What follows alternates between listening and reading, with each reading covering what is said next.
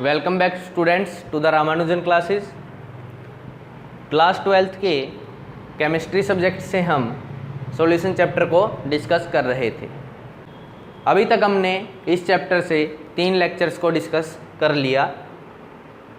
उन 3 लेक्चर्स के अंदर हमने सॉल्यूशन क्या होता है, वोलाटाइल सॉल्यूट क्या है, नॉन वोलाटाइल सॉल्यूट क्या है, पार्शियल प्रेशर क्या है, वेपर प्रेशर क्या है, प्रेशर के ऊपर वोलाटाइल सॉल्यूट का क्या इफेक्ट पड़ता है, नॉन वोलाटाइल सॉल्यूट का क्या इफेक्ट पड़ता है, राउल्ट्स लॉ क्या है, इन सभी टर्म्स के बारे में हमने डिस्कशन कर लिया था। आज के लेक्चर के अंदर हम relative lowering of vapour pressure के बारे में स्टडी करेंगे। तो आज का लेक्चर स्टार्ट करते हैं स्टूडेंट्स।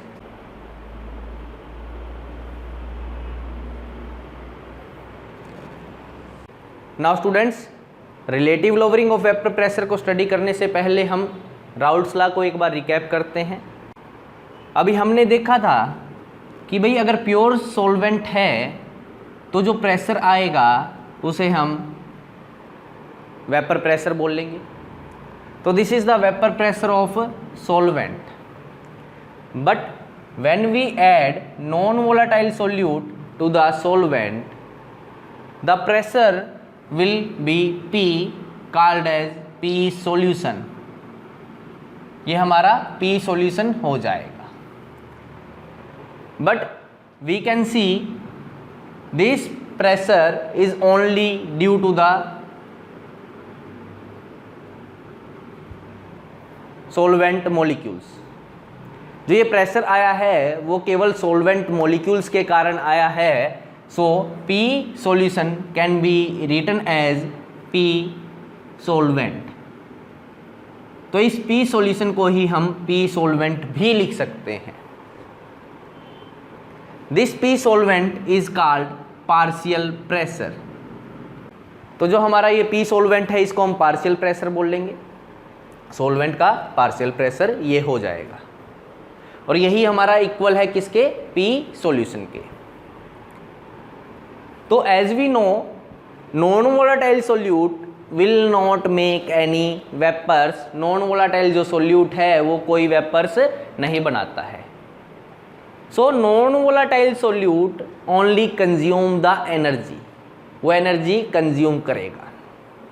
तो जिसके कारण प्योर सॉल्वेंट को जो एनर्जी यहाँ पर मिल रही थी उतनी एनर्जी सॉल्यूशन के अंदर नहीं मिलेगी। सॉल्यूशन के अंदर जो एनर्जी मिलेगी वो थोड़ी सी कम होगी, जिसके कारण जो वेपर्स हैं सॉल्वेंट के वो कम बनेंगे। जैसे कि हम देख रहे हैं जब सॉल्वेंट प्योर स्टेट के अंदर था तो ज़्यादा वेपर्स बने और जब नॉन वोलाटाइल सॉल्यूट ऐड कर दिया तो कम वेपर्स बने, जिसके कारण जो टोटल प्रेशर है वो भी क्या कर जाएगा, डिक्रीज कर जाएगा। So here the pressure is P naught, here the pressure is P solution। ये प्रेशर है P solution, ये है P naught solvent।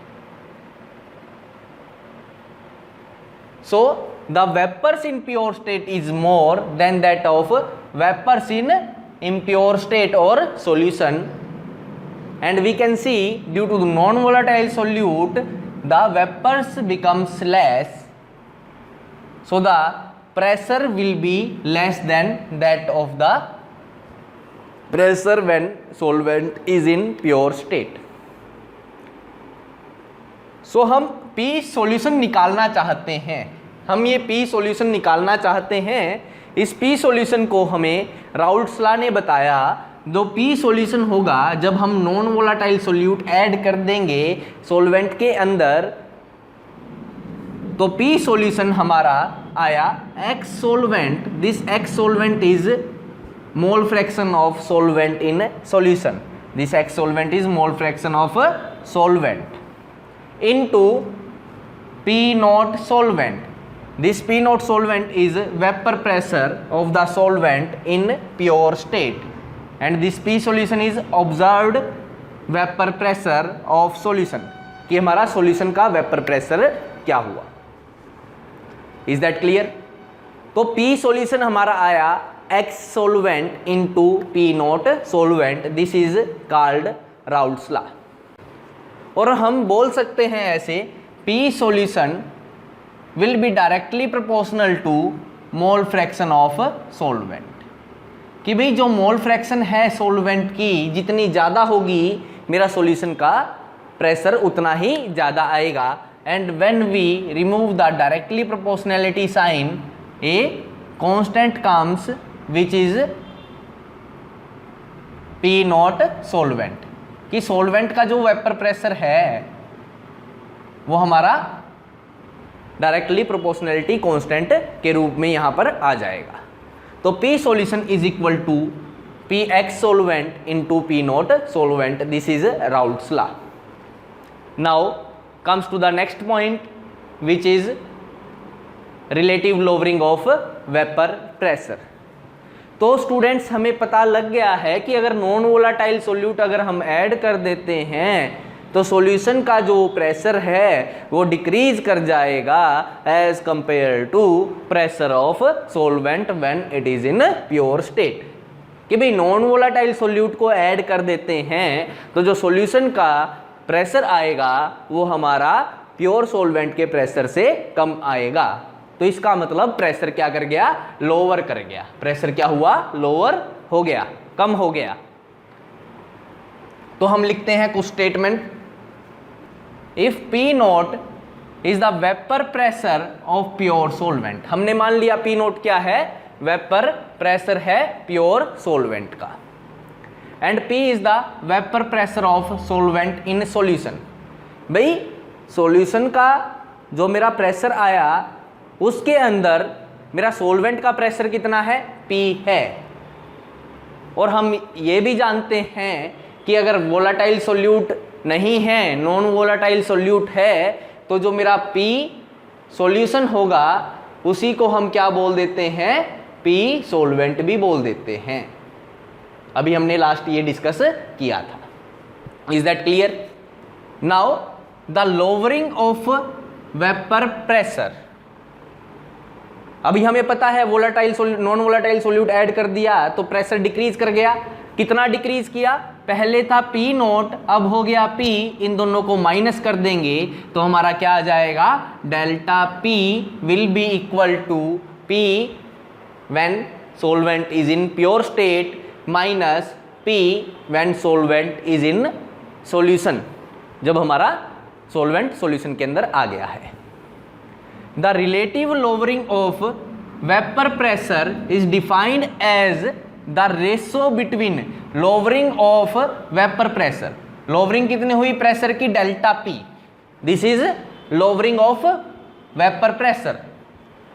कि भाई हमारा प्रेशर कितना डिक्रीज कर गया, डेल्टा P से डिक्रीज कर गया. तो क्या बोलते हैं, relative lowering of vapour pressure जो हमारा आएगा वो आएगा रेशो किसकी, lowering of vapour pressure and the vapour pressure of pure solvent. कि भाई हमारा relative lowering of vapour pressure है delta P, lowering of vapour pressure divided by P naught pressure in pure state. And delta P can be written as P naught minus P. So P naught minus P divided by P, this is called as relative lowering of vapor pressure. हम दोबारा से इसको देख लेते हैं. Let P naught pure state के अंदर है, P हमारा सोलवेंट के सॉल्यूशन के अंदर है. सोलवेंट भी लिख सकते हैं यहाँ पर, सॉल्यूशन भी आप लिख सकते हो. क्यों? क्योंकि सोल्यूट का कोई प्रेशर नहीं है. तो पहले P नोट था, अब P हो गया और हमें पता है P naught is greater than P solvent. तो ये डिक्रीज कर गया. कितना डिक्रीज किया, P naught minus P solvent. ये इतना डिक्रीज कर गया. ये है lowering of vapour pressure, lowering of vapour pressure. अब relative lowering of vapour pressure कैसे निकालेंगे, relative lowering of vapour pressure will be equal to, जितना लोअर किया, लोअर कितना किया, P naught minus P solvent divided by, हम कर देंगे डिवाइड किससे कर देंगे, प्योर स्टेट के अंदर जो हमारा प्रेशर था। This is relative lowering of vapour pressure. So delta P divided by P note is called as relative lowering of vapor pressure. Now when a solution is prepared by mixing a non volatile solute, अगर मेरा non volatile solute है तो XA plus XB किसके बराबर आएगी, 1 के बराबर आएगी। हमें पता है total mole fraction A substance की mole fraction plus B substance की मोल फ्रैक्शन। अगर मेरे सॉल्यूशन के अंदर दो सब्सटेंसेस हैं, एक A है एक B है, उन दोनों की मोल फ्रैक्शन का जो सम होगा वो हमेशा किसके बराबर आता है, 1 के बराबर आता है। So XB will be equal to, यहां से हमारा XB निकल गया 1 minus XA। Here XB is the mole fraction of solute. यहाँ पे XB जो है हमारी मोल फ्रैक्शन है सोल्यूट की, और जो XA है this is the mole fraction of solvent. Is that clear? Now as हम जानते हैं PA divided by P naught A is equal to XA, कि भाई हमारा PA divided by P naught A is equal to XA। यहां पे हमने क्या ले रखा है, PA क्या है हमारा, PA है हमारा pressure of solvent in solution, और P नॉट A है हमारा pressure of solvent in pure state, and XA is the mole fraction of solvent. तो अगर ये तीन चीजें हमें पता हैं तो राउल्ट्स लॉ के अकॉर्डिंग हम लिखते थे P सॉल्वेंट और सॉल्यूशन। आप सॉल्वेंट भी लिख सकते हैं, सॉल्यूशन भी लिख सकते हैं, मैं कई बार बोल चुका हूं, क्योंकि नॉन वोलेटाइल सॉल्यूट हमारे वेपर्स नहीं बनाते हैं। किसके बराबर आएगा, मोल fraction of solvent multiply by pressure of solvent in pure state. तो यहां से दिस इज राउल्ट्स लॉ, ये हमारा राउल्ट्स लॉ है। तो राउल्ट्स लॉ से हमें पता है P solution is equal to P X solvent into P naught solvent. तो यहां से इसका यूज किया है हमने, और क्या लिख दिया हमारा, PA divided by P naught A is equal to XA। This is from Raoult's law, ये हमारा है Raoult's law. Is that clear? Now comes to the point. From Raoult's law, we can write that PA divided by P naught A is equal to XA. हम दोनों तरफ क्या कर देंगे, 1 minus कर देंगे, 1 minus P naught A, PA divided by P naught A is equal to 1 minus XB।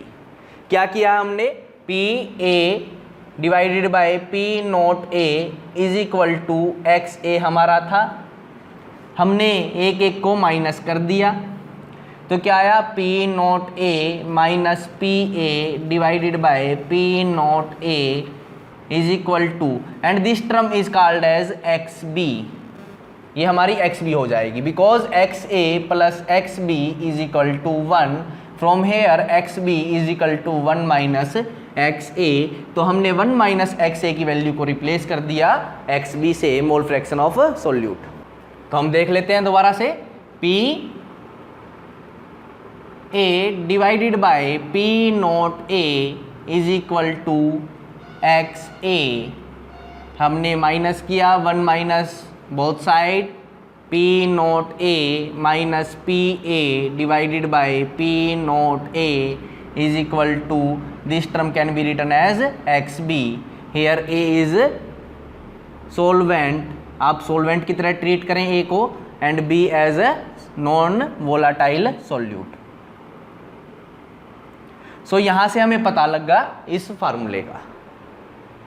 Now P naught A minus P A means ये क्या लिखा हुआ है, P not solvent minus P solution divided by P not solvent. हमें पता है this is called as relative lowering of vapour pressure. ये हमारा है relative lowering of vapour pressure.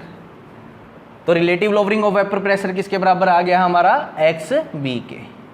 The relative lowering of vapour pressure will become equal to mole fraction of solute.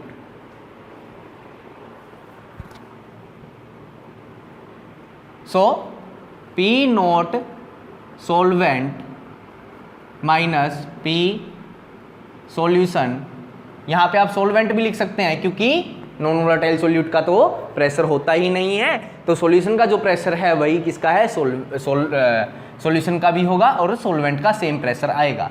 Divided by P not solvent will be equal to X B. This is relative lowering of vapour pressure R L V P. This is mole fraction of solute. ये mole fraction है solute की। तो यहाँ से हमें पता लग रहा है जितना मोल फ्रैक्शन होगा सोल्यूट का उतना ही लोअरिंग प्रेशर कितना आएगा, ज़्यादा आएगा। यानी जितना ज़्यादा मैं सोल्यूट को ऐड करूँगा मोल फ्रैक्शन सोल्यूट की उतनी ही ज़्यादा आएगी। मोल फ्रैक्शन जितनी ज़्यादा होगी ये वाली वैल्यू उतनी ही ज़्यादा आएगी। और ये हमें क्या बताती है कि प्रेशर कितना डिक्रीज किया उसके बारे में। तो so relative lowering of vapour pressure is directly proportional to mole fraction of solute. यानी जैसे जैसे हम नॉन वोलेटाइल सोल्यूट को ऐड करते जाएंगे हमारा प्रेशर उतना ही डिक्रीज करता जाएगा। This is called as relative lowering of vapour pressure. This is our first colligative property.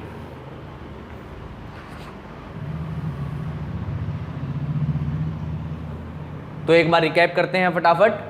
P note क्या था हमारा, vapour pressure of pure solvent, P vapour pressure of solvent in solution. Pressure कितना lower किया, P note minus P.